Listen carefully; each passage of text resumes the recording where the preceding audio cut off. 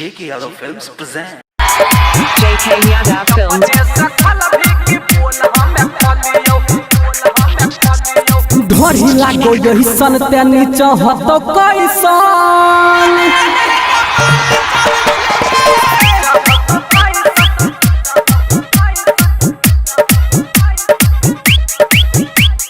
ढोरी लागो यही सन ते नीचा हतो कैसन देखे दे समान तोरा तरबो सोना जैसन जरन मर कहरी गे सज बनियारी गे थाना पुलिस विधायक हमरा कुछो नहीं करतोगे अब बोलता तोरा हम हजरिए सतलियो तू अपने से खलभी तू अपने से खलभी की बोल हमें खलियो अपने से खलभी की बोल हमें खलियो अपने से खलभी की बोल हमें खलियो DJ Guduraj।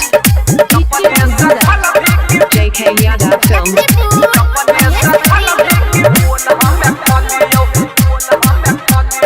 Mixed by Bablu Bansali। हाँ हाँ आधा छपल तोहर आधा उखाड़ गे चोली के चीज देखी लोग बीमार गे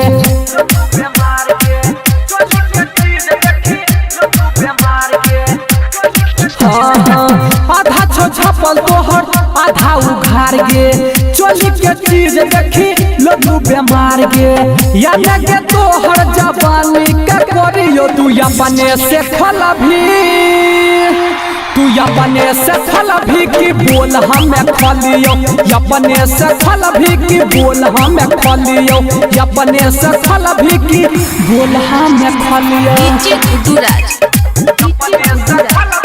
JK Yadav Films।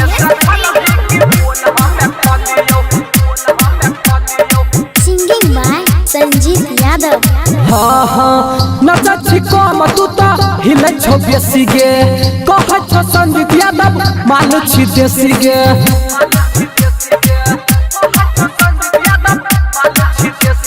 हाँ हाँ नचा छिको मतु तो हिले छो बेसी गे कह छो संजीत यादव मालू छी देसी गे अब डीजे गुड्डू काशी चोली खलतो तू अपने से खलभी तू अपने से खलभी की बोल हमें खलियो तू अपने से खलभी की बोल हमें खलियो तू अपने से खलभी की बोल हमें खलियो JK Yadav Films।